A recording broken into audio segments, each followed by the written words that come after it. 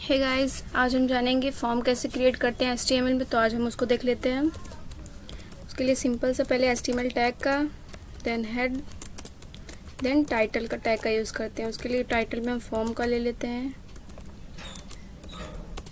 Title, then head को close कर देते हैं। उसके बाद बॉडी टैग ले लेते हैं, बॉडी के बाद बॉडी टैग को क्लोज कर देते हैं, देन HTML टैग को क्लोज कर देते हैं। इसको सेव कर लेते हैं, फॉर्म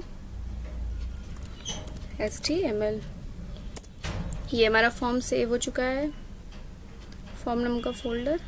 इसको यहाँ से ओपन कर लेते हैं। ये देखिए अभी हमारा सेव टाइटल लिख के आ रहा है, इसमें अभी कुछ लिखा नहीं है फॉर्म के अंदर मैंने। तो कोई भी फॉर्म क्रिएट करने के लिए हमें स्टार्टिंग फॉर्म टैग से करना पड़ता है और एंडिंग भी हमारा फॉर्म टैग से ही होता है। जैसे हम टेबल क्रिएट करते थे तो टेबल टैग का यूज़ करते थे, ऐसे फॉर्म क्रिएट करने के लिए हमें फॉर्म टैग का यूज़ करना पड़ेगा। फॉर्म के अंदर हमारा होता क्या क्या है, यूज़र नेम होता है, पासवर्ड होता है, डेट ऑफ बर्थ होता है और एड्रेस होता है और लैंग्वेज होता है, जेंडर होता है, कोर्स ले लिया, अगर ऑफिशियल कोई वेबसाइट बना रहे हैं अपने कॉलेज के लिए तो कोर्स हो गया। इतना हम देख लेते हैं। User name, password, date of birth, email ID भी ले लेते हैं। Email ID, date of birth, address, language, gender, course, इतना सब मैंने ले लिया अपने एक फॉर्म में। तो एक एक करके देख लेते हैं कैसे किस हिसाब से हम यूज़ करते हैं, किस तरीके से बनाते हैं फॉर्म क्रिएशन। यूज़र नेम के आगे आप देखते होगे एक टेक्स्ट बॉक्स बन के आता है। तो टेक्स्ट बॉक्स लेने के लिए कुछ करना नहीं होता, बस इनपुट टैग लेना पड़ता है। उसके अंदर type is equal to text. जब आप इनपुट टाइप टेक्स्ट दोगे तो टेक्स्ट बॉक्स बन के आ जाएगा, आप देख सकते हो उसको। यहाँ पे जब आप रिफ्रेश करोगे तो देखिए हमारा टेक्स्ट बॉक्स बन के यूज़र नेम के आगे आ रहा है। हमने कहीं पे स्पेस वगैरह नहीं दिया इसलिए हमारा वो उसी के आगे से आ रहा है। आप प्री टैग का यूज़ कर सकते हो कि आप जो भी कुछ एंटर करो वो उस हिसाब से आए। तो यहाँ पे प्री टैग का यूज़ कर लो।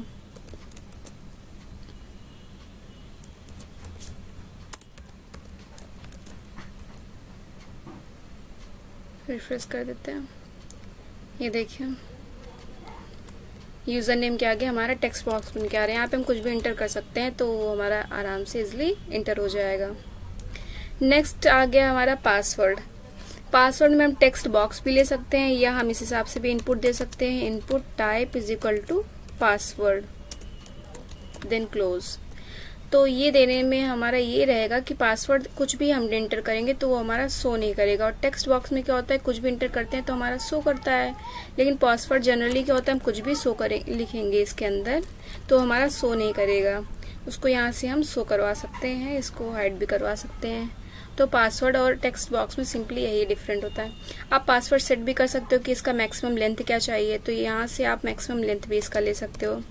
Max length is equal to 10 लेना है या 5 लेना, वो आपके डिपेंड करता है कि आपको मैक्सिमम लेंथ क्या चाहिए पासवर्ड की। आप यहाँ पे रिफ्रेश करो, यहाँ पे आप एंटर करो 1 2 3 4 5 6 7 8 9 0। इसके आगे आप कुछ भी इंटर करवाओगे तो आपका वो इंटर नहीं होगा। आप इसको सीन कर सकते हो। देखिए इतना मैंने इंटर करवाया, इसके आगे हम इंटर करेंगे तो यहाँ पे कुछ इंटर नहीं करेगा। तो ये हमारा मैक्सिमम लेंथ हो गया। नेक्स्ट जान लेते हैं date of birth. Date of birth में देखते हैं आप इनपुट करवाते हैं कुछ भी तो क्या आता है, डेट आता है। तो यहाँ पे टेक्स्ट भी ले सकते हो, टेक्स्ट में आपका डेट नहीं आएगा, आपको देना पड़ेगा। और अगर आप चाहते हो कि डेट ऑफ बर्थ में डेट हमारा आए तो उसके लिए डेट लेते हैं, देन यहाँ पे इंटर। देखिए हमारा DDMMYY में आ गया है डेट। यहाँ से आप डेट सेलेक्ट कर सकते हो अपने अकॉर्डिंग, या आप टुडे की डेट चाहते हो तो टुडे का भी डेट ले सकते हो अपने सिस्टम के अकॉर्डिंग। तो यहाँ से आप डेट सेलेक्ट कर सकते हो। नेक्स्ट आ गया ईमेल आईडी। ईमेल आईडी में भी आप सेम टेक्स्ट बॉक्स ले सकते हो, लेकिन ईमेल आईडी जब लेते हो आप तो कभी कभी होता है हम @gmail वगैरह कुछ भूल जाते हैं, तो हमारा वो उस तरीके से कोई भी कमेंट नहीं आता है। तो आप चाहते हो ईमेल आईडी में सिर्फ ईमेल ही इंटर हो, तो उसके लिए input then type is equal to उसमें क्या ले लो, ईमेल ले लो। तो आप अगर ईमेल इंटर नहीं करवाओगे तो तुरंत एक कमेंट आ जाएगा कि ईमेल इंटर करवाने के लिए। देख लेते हैं उसको, रिफ्रेश यहाँ से करिए। यहाँ पे जैसे आपने कुछ भी लिख दिया, जैसे नेम ही लिख दिया और इसके आगे कुछ नहीं दिए, तो आप देखिए यहाँ पे एक हमारा कमेंट आ रहा है, please include an @ in the Gmail email address, name is missing an @ means आपने @ नहीं दिया है, तो यहाँ पे ये कमेंट तुरंत आने लग जाएगा। ईमेल का मतलब यही होता है, इस टेक्स्ट की जगह हमें ईमेल देने पर ये डिफरेंट होता है। और एड्रेस में भी सेम वही टेक्स्ट ले सकते हो, या आप इस तरीके से, जैसे आप इसको ही देख लो पहले, टेक्स्ट देन सेव। आप यहाँ से रिफ्रेश करिए, देखिए एड्रेस कभी कभी लोगों का बहुत काफी लंबा होता है, तो वो चीज टेक्स्ट में हमारा पूरा सीन नहीं करेगा। अगर आप चाहते हो पूरा चीज सीन करे जो भी हम एड्रेस दे रहे हैं, तो उसके लिए आप टेक्स्ट एरिया डिफाइन कर सकते हो। टेक्स्ट एरिया ओपन करो, देन टेक्स्ट एरिया क्लोज कर दो, सेव। तब यहाँ पे आप कोई भी एंट्री करोगे टेक्स्ट की, तो आप वो चीज दिखेगा, आपका एड्रेस पूरा शो करेगा। आप यहाँ से इसके साइज इंक्रीज डिक्रीज भी कर सकते हो, यहाँ से आप बढ़ा सकते हो, घटा सकते हो। यही होता है टेक्स्ट एरिया। नेक्स्ट जान लेते हैं लैंग्वेज। लैंग्वेज तो हमारी एक होती नहीं है, हमारी काफी सारी लैंग्वेज होती है, काफी लोगों को काफी लैंग्वेज आती है, तो आपको उसमें क्या करना होता है, सेलेक्ट करना पड़ता है चेक बॉक्स में। तो उसके लिए हमें टेक्स्ट तो लेना नहीं होगा, तो हमें चेक बॉक्स लाना है। तो चेक बॉक्स लाने के लिए क्या करना पड़ेगा, input type is equal to check box. पहले में ऑप्शन में हमारा क्या है, इंग्लिश। इसको सेव कर लीजिए, एक ही देख लेते हैं पहले। ये देखिए इंग्लिश के आगे चेक बॉक्स आने लगा। आप ऐसे चाहते हो 3-4 लैंग्वेज का आए, तो आप एक काम करो, इसको कॉपी कर लो।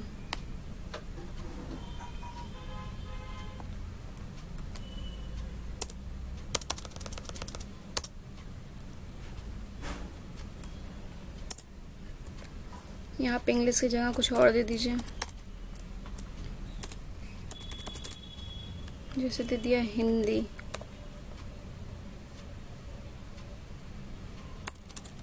यहाँ पे दे दिया गुजराती, सेव कर लिए। अब यहाँ पे जब आप रिफ्रेश करोगे तो ये तीनों ऑप्शन आपका आने लग जाएगा। ये थोड़ा गैपिंग आ रहा है,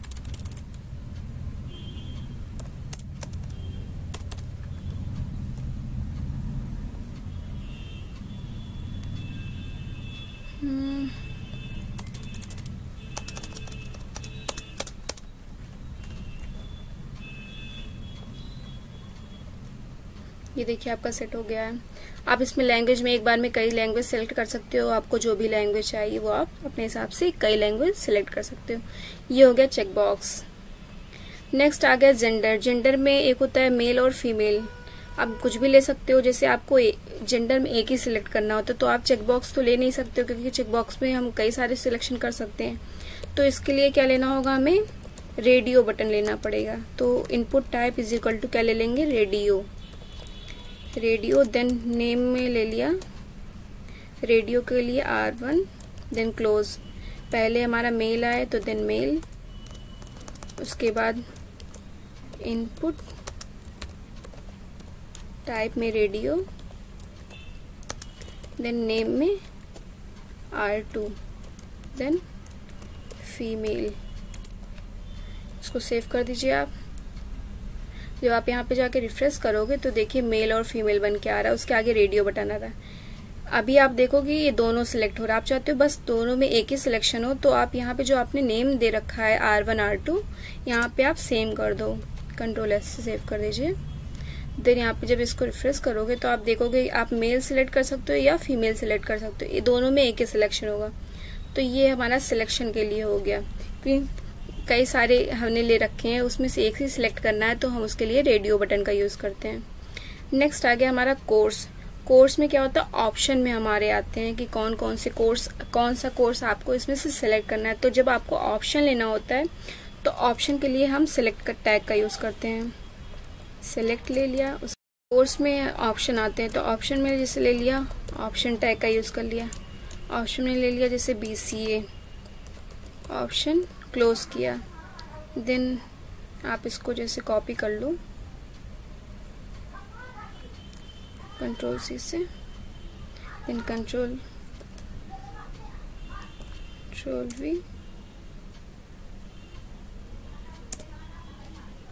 Ctrl+V, Ctrl+V।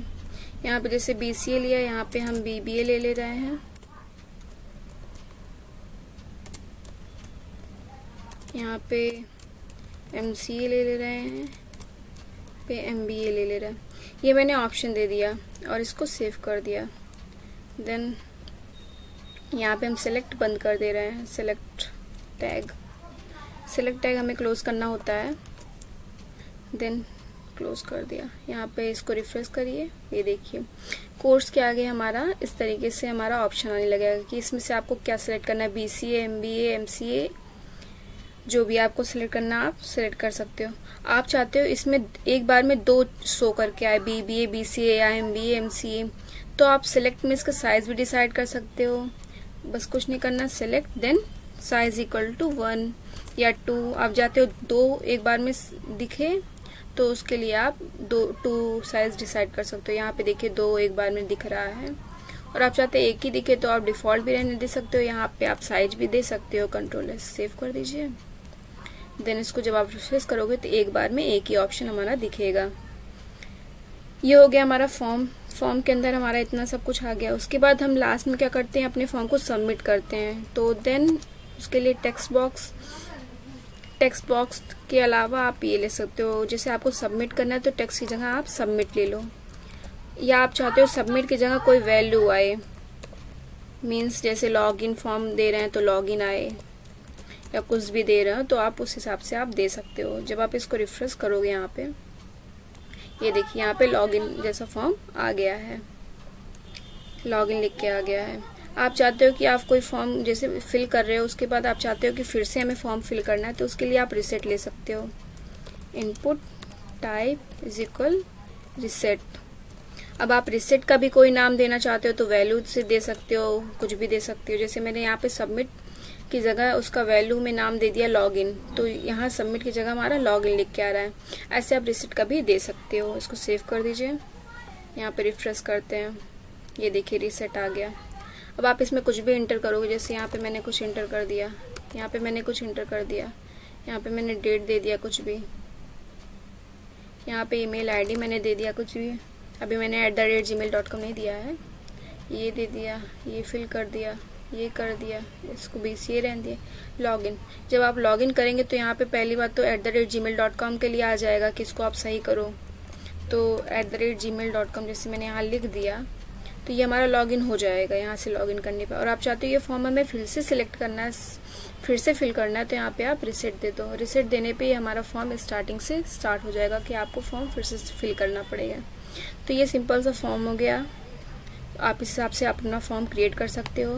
बेसिक से टैग हैं जो कि इजली आप बना सकते हो, कोई भी आपको फॉर्म क्रिएट करना होगा। तो आज के वीडियो में बस इतना ही। Thank you so much.